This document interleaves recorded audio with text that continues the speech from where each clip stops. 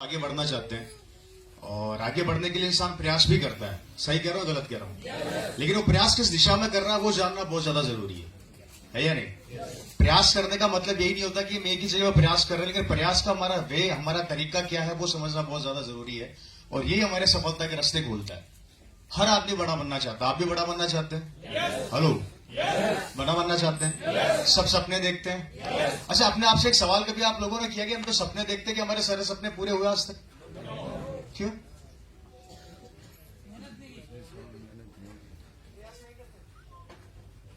मेरे को आज भी याद है, मैं छोटा था तो मैं सोचा करता था कि मेरे पास एक दिन में जैसे जैसे उम्र के साथ बड़ा होऊंगा तो गाड़ी होगी, बंगला होगा, बैंक बैलेंस होगा, जिंदगी के अंदर अपने माँ बाप को विदेश घुमाऊंगा, माँ बाप को 4 धाम की यात्रा कराऊंगा। लेकिन जैसे जैसे उम्र के साथ बड़ा होता चला गया तो पता चलता गया पैसा कमाना कितना मुश्किल काम है। तो उम्र के साथ साथ सपने तो छोटे होते चले गए। पहले छोटा था तो सपने बड़े थे, लेकिन उम्र के साथ साथ जैसे बड़ा हुआ सपने छोटे होते चले गए। और शायद हम सबके साथ होता है नहीं होता? ऐसा क्यों होता है दोस्तों? कारण एक ही होता है कि हमारे सपने तो बहुत बड़े होते हैं, लेकिन उम्र के साथ साथ हम जैसे बड़े होते हैं हमारे सपने ऑटोमेटिक छोटे होते चले जाते हैं। कारण जब हम दुनिया के अंदर आते हैं तो पता लगता है कि हम अकेले नहीं दौड़ रहे, 140 करोड़ की आबादी हमारे साथ दौड़ रही है। और जब हमें यह पता लगता है कि 140 करोड़ लोग एक ही दिशा में दौड़ रहे हैं तो कहीं ना कहीं हम अपने अपने सपनों से समझौता करना स्टार्ट कर देते हैं। गलत कह रहा हूं, सही कह रहा हूं? और जिसका नतीजा ये निकलता है कि हम में से बहुत से लोगों के सपने टूट जाते हैं या खत्म हो जाते हैं। और कहीं ना कहीं हम जिंदगी के इस दौर में चले जाते हैं जहां पर हम एक प्रैक्टिकल लाइफ को जीना स्टार्ट कर देते हैं, जिससे हम बोलते हैं कि एक सैचुरेशन लाइफ। सैचुरेशन का मतलब एक लेवल के ऊपर आके हम अपनी जिंदगी को स्टेबल कर देते हैं, रोक देते हैं। सही कह रहा हूं गलत कह रहा हूं?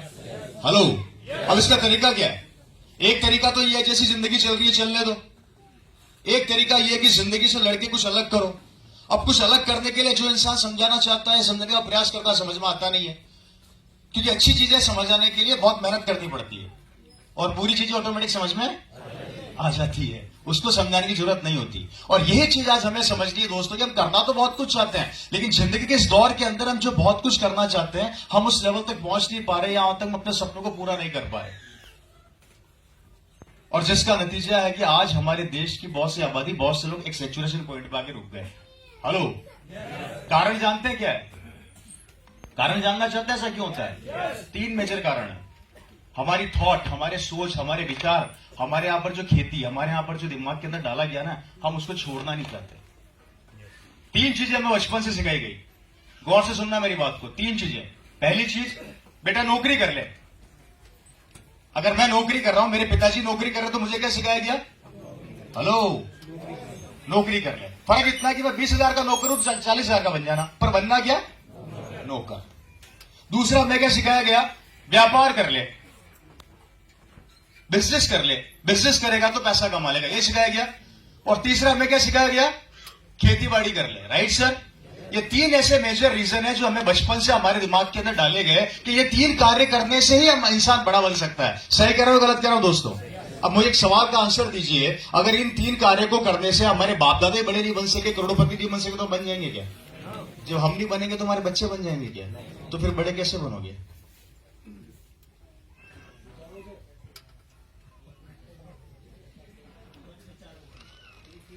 विचार तो ना 3 जो बचपन से डाले गए दिमाग के अंदर। अब बड़े कैसे बनोगे? नौकरी छोड़ना नहीं चाहते, व्यापार करने के लिए पूंजी चाहिए। बताऊंगा, अभी मैं सब चीजें खोल के रखूंगा सामने। पहले मैं आपके सामने 3 रीजन रख रहा हूं कि जो 3 चीजें हैं जो हमारे परिवार से हमें मिली, चाहे वो व्यापार था, ट्रेडिशनल बिजनेस, चाहे वो नौकरी थी या खेती थी। अगर इन 3 चीजों से हमारे पूर्वज ही पैसे वाले नहीं बन सके तो हम कैसे बन जाएंगे? और हम नहीं बन सके तो हमारा बच्चा कैसे बन जाएगा? मुझे इसका आंसर आप लोग दे दो। क्या कह रहे हैं? आरसीएम का नाम मैंने लिया ही नहीं। अभी तो सबसे पहले जो गंदगी उसको निकालूंगा, फिर आरसीएम घुसाऊंगा। आरसीएम तो बाद में घुसाऊंगा, पहले गंदगी तो निकाल दूं। ऑलरेडी कचरा भरा हुआ उसको तो बाहर निकाल दो। अभी से ऑपरेशन कर रहा हूं, अभी तो सर खोल रहा हूं आप लोगों का। फिर आरसीएम बाद में घुसा के टाके लगाऊंगा, क्योंकि आधे डॉक्टर हम हैं, आरसीएम के डॉक्टर हम हैं। अब मेरे को एक आप लोग बताइए कि इन 3 चीजों से जब हमारे पूर्वज ही पैसे वाले नहीं बन सके तो हम कैसे बनेंगे? और ये मैं बात कर रहा हूं 2023 की। 2025 और 2030 तक आते आते कॉम्पिटिशन इतना खतरनाक हो जाएगा कि चाहकर भी हम वो काम नहीं कर सकते जो हम सोच रहे हैं। तो मुझे बताइए, जिंदगी में परिवर्तन कैसे लाओगे, कैसे परिवर्तित होगी? एक सोच, नौकरी कर लो। पूरी जिंदगी हम अपने बच्चे को एजुकेट करते हैं, पढ़ाते लिखाते हैं, किसके लिए? नौकरी के लिए। और नौकरी कितनी सी होती है? इतनी सी, मतलब काम एक करने वाले। आप बहुत अच्छे से जानते हैं दोस्तों कि राजस्थान के अंदर वैकेंसी निकलती है कि 1000 बच्चों को नौकरी मिलेगी और बच्चे एग्जाम देते हैं 10 लाख। कितने? थोड़ा समझने का प्रयास करना। कुछ है यहाँ पे? इसको राउंड फिगर में लेते हैं। शायद मैं आपके दिमाग को खोल के अच्छे से बात अंदर घुसाने का प्रयास करूंगा और आपको आज मेरी बातों को समझना है दोस्तों।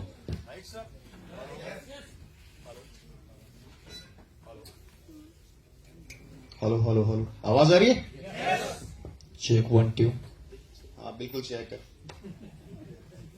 राइट सर, एक एग्जांपल लेकर चलते हैं हम। एक आंकड़ा लेके आप लोगों को सामने समझने का प्रयास करता हूं।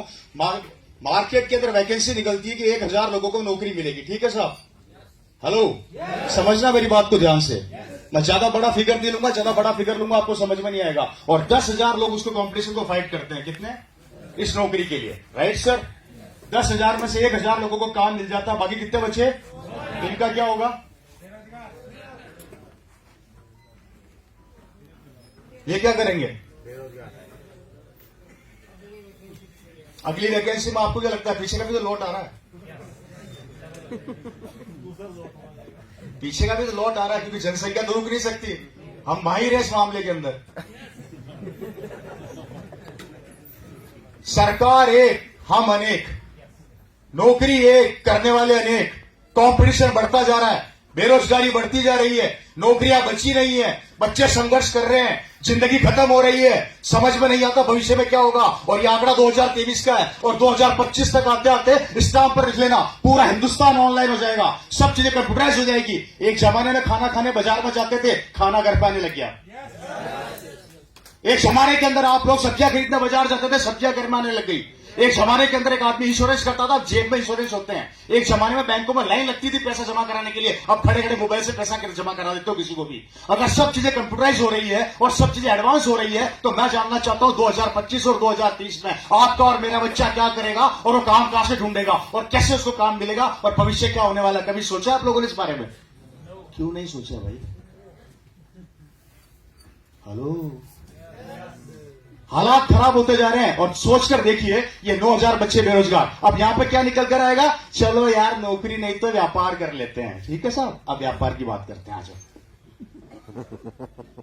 बात समझ में आ रही है? Yes. बोर तो नहीं हो रहे? No. हाथ खड़ा करो ईमानदारी से। कितने लोग हैं जो बोर हो रहे हैं? यही प्रॉब्लम है, सुनते नहीं हो, उससे पहले कूद पड़ते हो। पहले बात को सुनो, समझो, उसके बाद एंटीना खड़ा करो कि मैं बोल क्या रहा हूं। Right sir? हेलो, आगे बढ़े? चलिए आगे बढ़ते हैं।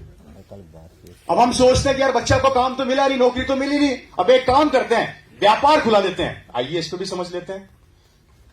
2023 के अंदर एक आम आदमी व्यापार खोलता है, मार्केट में दुकान। Right sir? 50 लाख रुपया इन्वेस्ट करके अपनी दुकान खोलता है। और ये 50 लाख कहां से लाता है एक आम आदमी?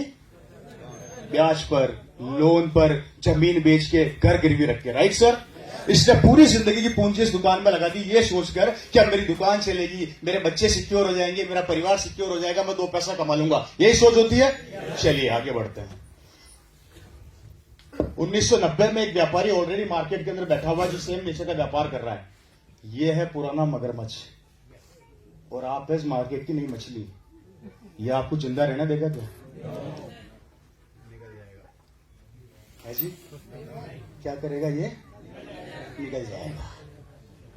इसको 50 लाख का लॉस लग जाएगा, फर्क नहीं पड़ता, क्योंकि पुराना मगरमच्छ है। लेकिन अगर आपको 50 लाख का लॉस लग गया तो आप खत्म। इससे कहते हैं कंपटीशन। मतलब कि लाखों रुपया लगाने के बाद भी हम मार्केट में सिक्योर नहीं है। और आप में से ऐसे कई लोग बैठे हैं जिनके पड़ोस में, परिवार में या खुद के अंदर आपने महसूस किया होगा कि हमने व्यापार तो चालू किया था पर सफल नहीं हो पाए। कारण एक ही था, कंपटीशन इतना ज्यादा खतरनाक हो चुका है कि बाहर के मगरमच्छ नई मछली को पैदा होने देंगे नहीं, उससे पहले खा जाएंगे। अब क्या करोगे? ऑप्शन क्या है? नौकरियां है नहीं, व्यापार के लिए पैसा चाहिए, लगा भी दोगे तो पुराने मगरमच्छ जीने देंगे नहीं, खेती बाड़ी हम कर नहीं सकते। चौथा ऑप्शन तो हमें दे दो भाई साहब।